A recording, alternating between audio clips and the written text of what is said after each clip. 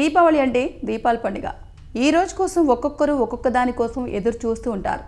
దీపాలు వెలిగించి ఇంటిని అందంగా తయారు చేసుకోవాలని కొందరు, సెలవులు వస్తాయని కొందరు, స్వీట్స్ ఎక్కువగా తినొచ్చని కొందరు, కొత్త బట్టలు వేసుకొని బంధువులతో కలిసి పటాసులు పేల్చవచ్చని మరికొందరు. ఇలా ఒక్కొక్కరు ఒక్కొక్క దాని కోసం ఎదురు చూస్తూ ఉంటారు. కానీ అందరూ కామన్గా ఎదురు చూసేది మాత్రం ఆ రోజు లక్ష్మీదేవిని పూజించి ఇంట్లోకి ఆహ్వానించాలని అనుకుంటారు. దీపావళి రోజు లక్ష్మీదేవి పుట్టినరోజు అని అంటారు. ఆ రోజు విష్ణుమూర్తి ఏం కావాలని లక్ష్మీదేవిని అడగగా ఆమె నాకు భూలోకానికి స్వయంగా వెళ్ళి అంతా చూడాలని కోరిక కోరిందట. అందుకే దీపావళి రోజు లక్ష్మీదేవి స్వయంగా భూలోకానికి వస్తుంది. లక్ష్మీదేవికి శుభ్రం అంటే చాలా ఇష్టం. అందుకని మన ఇంటిని చాలా శుభ్రంగా ఉంచుకోవాలి. దీపావళికి కొన్ని రోజుల ముందు నుంచి ఇంటిని శుభ్రపరిచే పని మొదలు పెట్టాలి. శుభ్రపరచడానికి అన్ని రోజులు ఎందుకు, ఒక్కరోజు చాలు కదా అని అనుకుంటున్నారా? శుభ్రపరచడం అంటే రోజు ఇంటిని శుభ్రం చేసినట్టు కాదు. ఇంట్లో ఉన్న కొన్ని సామాన్లను తీసి బయటపడేయాలి. అవేమిటో తెలుసుకుందాం. మనం ఏదో ఒక కారణం వల్ల ఇంట్లో పనికిరాని వస్తువులను ఎక్కువగా ఇంట్లో ఉంచుతాం. అలా వాడని వస్తువులు ఇంట్లో ఉంచడం వలన నెగిటివ్ ఎనర్జీ ఇంట్లోకి వస్తుంది.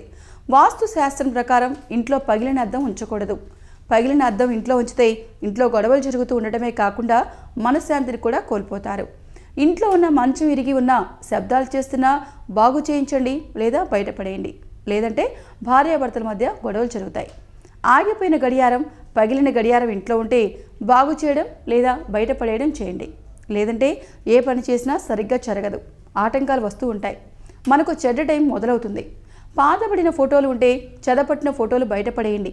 ఇవి నెగిటివ్ ఎనర్జీని ఇంట్లోకి తెస్తాయి. ఇంటికి ముఖద్వారానికి ఏమైనా రిపేర్లు ఉంటే వెంటనే చేయించండి. ఇంట్లో పాడైపోయిన, విరిగిన ఫర్నిచర్ ఉంటే బయటపడేయండి. పిల్లలు ఆడుకునే బొమ్మలు విరిగినా, పాడైపోయినా కూడా పడేయండి.